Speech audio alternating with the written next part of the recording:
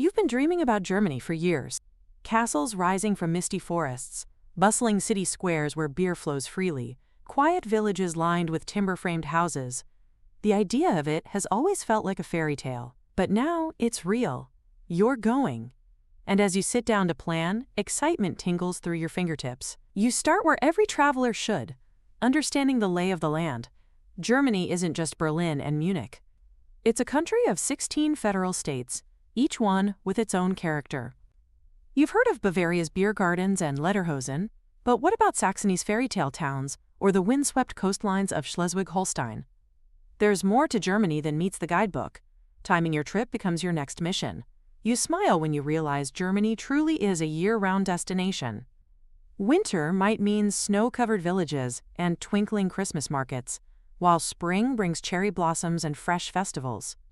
In summer, the whole country seems to bloom. Sun-soaked parks, open-air concerts, hiking trails bursting with life. But it's autumn that captures your imagination. Golden forests, harvest celebrations, and the aroma of roasted chestnuts in the air. You begin to weave a loose itinerary. Maybe Bonn in spring for the cherry blossoms, Munich in autumn for the beer festivals, a few days exploring castles along the Rhine. Suddenly, your Germany trip is less about one city and more about stitching together a series of seasonal stories. When it comes to accommodation, you learn that big cities have the hotel chains. You know, Hilton, Marriott, the usual suspects. But the real charm lies elsewhere. Small guest houses, local inns, cozy B&Bs tucked into cobblestone streets. Places where the owner might greet you with homemade schnapps or a hearty German breakfast. These aren't just beds for the night. They're little windows into local life. And if you want style on a budget, you jot down Motel 1, modern, affordable, and reliably located in city centers. Not a motel in the traditional sense, but a chic, minimalist chain that offers comfort without the price tag. As your research grows, so does your anticipation. Germany isn't just a place you'll visit. It's a place you'll feel in the rhythm of trains, in the clink of steins, in the quiet magic of a forest trail. And this is just the beginning. Your itinerary is taking shape, but you realize something early on. In Germany, when you visit matters almost as much as where you go. Each season pulses with its own rhythm, and if you listen carefully, you'll know exactly when to dive in. You start with winter, and suddenly, the idea of cold weather doesn't sound so bad. Germany transforms during the holidays. Even the smallest villages glow with fairy lights and the scent of mulled wine. Christmas markets aren't just in Berlin or Nuremberg, they're everywhere. Each has its own character. Some are cozy and medieval, others grand and sparkling. You imagine yourself strolling through one, wrapped in a scarf, sipping glue wine from a ceramic mug you'll definitely take home. But there's more to winter than Christmas. Carnival and Fasching light up the streets with costumes and laughter, particularly in Cologne and parts of Bavaria. And if you're a beer lover, there's even Starkbierfest, a strong beer festival that takes place before spring. Who knew winter could be so festive? Come spring, Germany begins to stretch and yawn into bloom. You picture cherry blossoms showering the streets of Bonn, and locals gathering in parks and riversides, greeting the sun with beers and picnics. There's something fresh in the air, a lightness, a promise, and then summer. This is when Germany breathes deepest. Every city square is alive with people, music, and food stalls. Locals sunbathe by lakes and rivers, cycling paths are full, beer gardens overflow with joy. You think about joining a summer hike in Saxon Switzerland, or kayaking through Spreewald's green canals. Germany isn't just efficient, it knows how to enjoy life. But fall, oh, fall. That's where your heart lingers. The foliage rolls over the countryside in fiery hues. There's Oktoberfest, of course, but also the world's largest wine festival in Bad Dürkheim, and even the world's biggest pumpkin festival in Ludwigsburg. You imagine walking through golden vineyards or sipping Riesling under crisp skies. It feels perfect. You look at your calendar, and suddenly your travel window feels too small. How can one country offer so much across the year? But that's the magic of Germany. No matter when you go, it's ready to surprise you. You've booked your flight, The calendar is marked. Now it's time to prepare for what really makes Germany unique, its culture. Not the postcard version with just castles and bratwurst, but the daily rhythms, small habits, and unspoken rules that shape life here. One of the first things you learn is that Germany isn't a single story. The stereotypes, Lederhosen, Biersteins, cuckoo clocks, mostly come from Bavaria. That's just one region. Up north in Hamburg, for example, things feel completely different, more maritime, more understated. In Berlin, you'll find creativity and grit. In the Black Forest, fairy tales and timeless charm. You make a promise to yourself. Don't generalize. Let each place reveal its own story. You also learn a few German words, just enough to show respect. Hello and danke go a long way. But the real lifesaver? Entschuldigung, meaning, excuse me. You picture yourself weaving through a busy train station, whispering it politely as you pass. You also practice the phrase, sprechen Sie English? Do you speak English? Because while many Germans do speak English well, asking first is a sign of courtesy that doesn't go unnoticed. Then there's something unusual. Sundays are quiet. Really quiet. Almost all shops and supermarkets are closed. It's a day of rest, and it feels sacred. You make a note to plan ahead, stock up on snacks, and use Sundays for wandering, picnicking, or taking in a museum. Luckily, bakeries and cafes usually stay open. Germans take their Sunday coffee and cake seriously. You also get familiar with tipping. It's not like North America. There's no need for 20%. Instead, rounding up or giving 5 to 10% is perfectly normal. But here's the twist. You say the full amount when you pay. If your meal is 42 euros and you want to leave 45 euros, you simply say 45 before they charge your card or give change. No tipping screens, no guessing. Just simple and direct. And then there's something funny. Germans stare. Not rudely, just openly. It's not judgmental, just observational. You get used to it, just like you'll get used to quieter public spaces, a general dislike for small talk, and a firm respect for rules. Especially when it comes to jaywalking. At first, it might feel different, but with each day, you'll begin to understand. German culture is clear, honest, and refreshingly grounded. And once you learn the rhythm, you'll find yourself loving it more than you expected. Once you start looking at a map of Germany, something clicks. This is a country built for travelers. With its efficient train lines, clean buses, and organized transport networks, getting around here isn't just easy, it's part of the experience.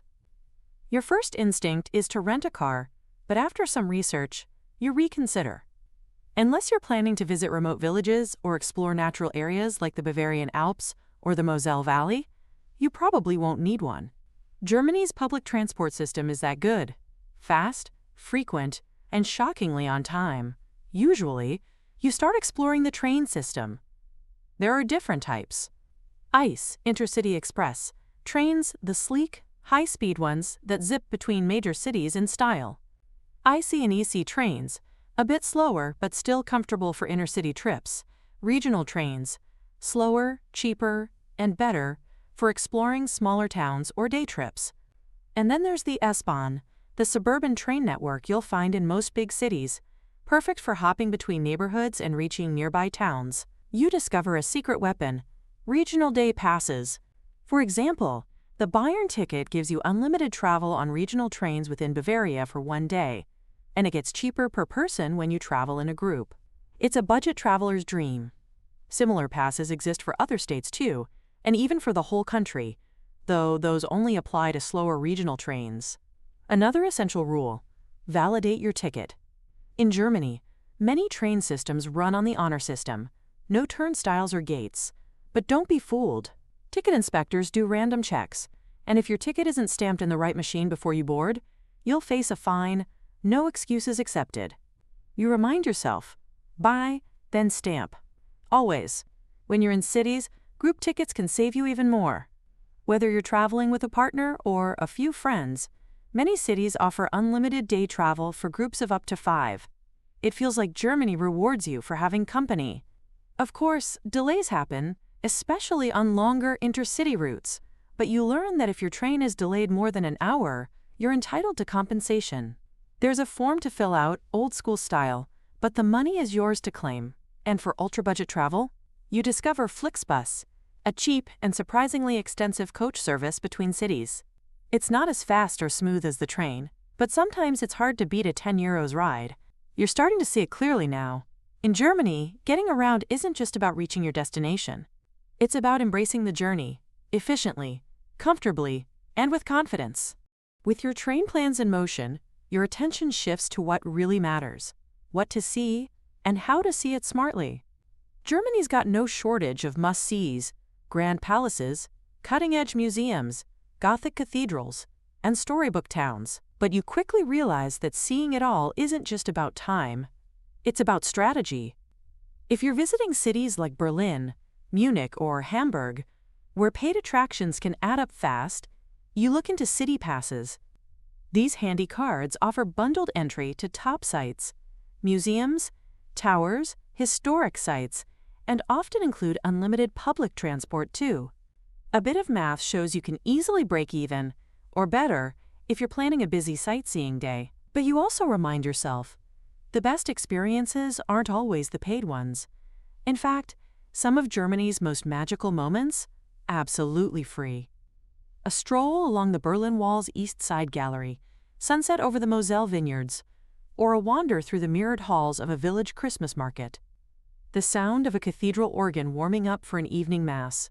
These moments don't come with entry fees, just open eyes and an open heart. Still, for museums and galleries, you learn a fantastic tip. Many offer special discount days. In Munich, most museums cost only €1 on Sundays. In Berlin, you can often get free entry on the first Sunday of each month. These are real savings, especially if you're into art, history, or both. Your notes start to fill up with quirky, lesser-known events.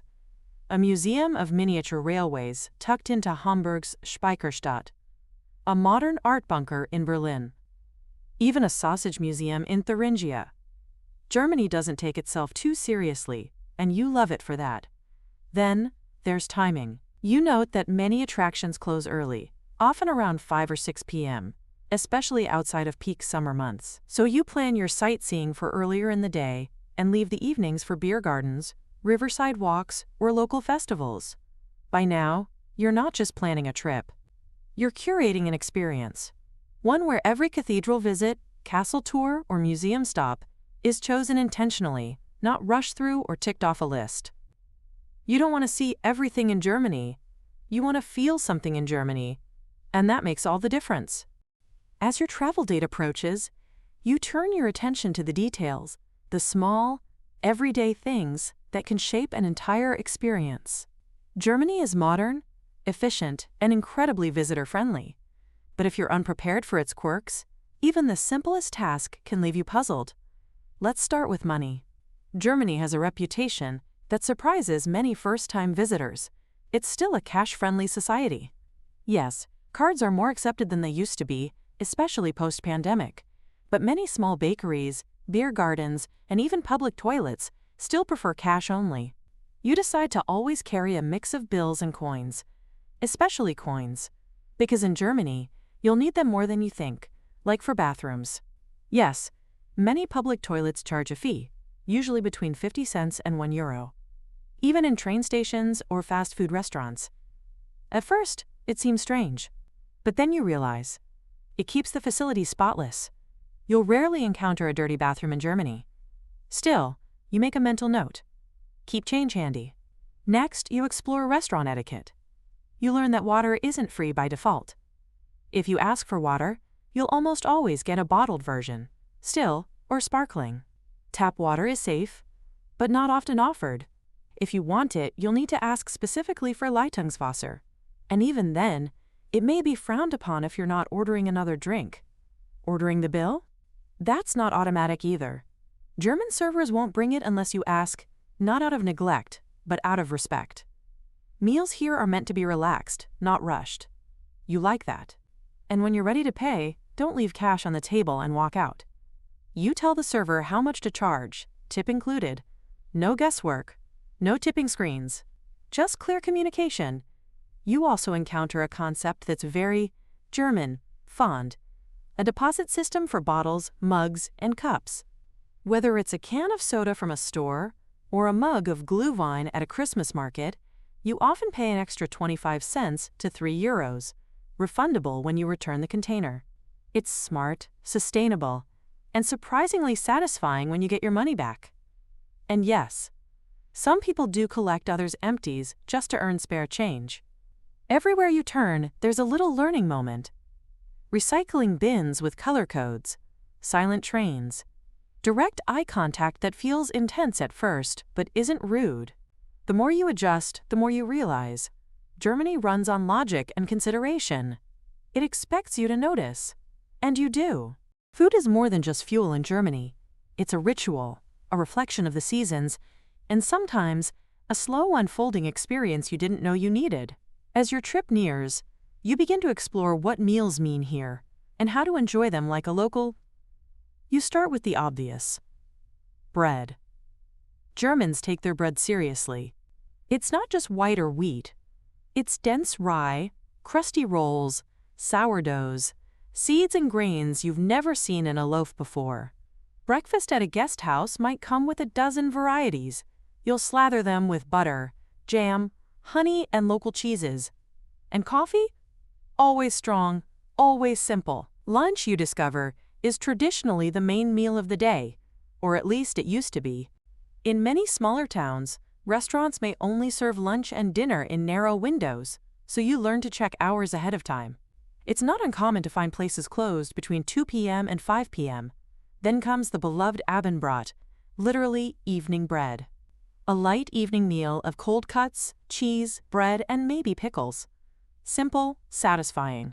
In big cities, people dine out more often and restaurants are vibrant late into the evening. But the rhythm of the day still often follows this traditional flow. You study beer garden etiquette. It turns out that many beer gardens are self-service. You line up, order your food and drink at counters, then find a place to sit under the chestnut trees. And speaking of sitting, you learn that you can join strangers at big tables. That's the spirit of the beer garden. A quiet nod, a shared Prost, and suddenly you're part of something bigger. Germany also surprises you with its openness to public drinking. A beer in the park? Wine on a bench at sunset? Perfectly normal. Just do it respectfully, and be sure to dispose of your bottles properly, especially those with Pfand. You also dive into German dining customs. Don't expect free water. Always ask for the bill. Tipping is done in person, verbally. Small talk is minimal. But mealtime conversations are real. And if you're lucky enough to visit during Christmas or fall festivals, food becomes an event in itself. Sausages sizzling in market stalls, pretzels as big as your head, roasted nuts, and mugs of steaming wine. You promise yourself you won't just eat to stay full. You'll eat to connect. Because in Germany, food isn't about indulgence, it's about belonging. By now, you've adjusted to Germany's pace. You know how to find a good beer garden, navigate the trains, and enjoy a leisurely meal. But there's something deeper beginning to unfold, a new understanding of how Germans live and how you can respectfully fit into their world. You start to notice the rhythm of everyday life. Germans value order, privacy, and personal space. It's not coldness. It's just a deep cultural respect for boundaries. You don't push into queues. You don't raise your voice on trains. You observe first, act second. The more you follow these unwritten rules, the more you feel quietly welcomed. In public places, Germans speak softly. On the S-Bahn or U-Bahn, entire carriages often ride in silence. You find it calming, a space where people read, think, rest. You quickly learn to take your cues from the crowd. If it's quiet, you match it. You also get used to the no-nonsense approach. Germans don't do small talk the way you might be used to. Cashiers won't ask how your day was. Strangers won't chat in line. But when they do speak, it's thoughtful, honest, and rarely superficial. And yes, you might get stared at. Not rudely, just observed. Germans don't shy away from looking at something unfamiliar. It's not a threat. It's curiosity. You learn not to take it personally. One thing that surprises you most. Germans are deeply law-abiding, even when no one is watching. You'll see people waiting at a red pedestrian light with no cars in sight. And jaywalking? Practically taboo. You realize this sense of order isn't just about rules, it's about trust. Society works better when everyone plays fair. You also grow more aware of privacy. Taking photos in public? Be careful not to include strangers' faces. Germans take their right to remain unseen very seriously. You respect that, waiting for people to pass or framing your shots more carefully. And in daily interactions, directness replaces politeness. You might not always hear please or thank you as often, but the efficiency and honesty are refreshing. If someone gives you feedback, they mean well. And if you're unsure, just ask. Germans love clarity. Each day, you find yourself adapting not just to the logistics of travel, but to the values that guide everyday life here. You're no longer just a tourist, you're a guest, and you're learning how to be a good one. By now, Germany has begun to reveal its layers. Beneath the calm order and quiet streets lies a country that knows how to celebrate, deeply, proudly, and often with a beer in hand. You soon realize that Germany's festivals aren't just events, they're part of the social fabric. They're when towns come alive, traditions are on display, and strangers become friends. No matter what time of year you visit, there's likely a local celebration waiting to welcome you. Let's start with the one you've definitely heard of, Oktoberfest. The world's biggest beer festival, held each fall in Munich. You imagine the colorful tents, the brass bands, the clinking steins. But then you learn something better.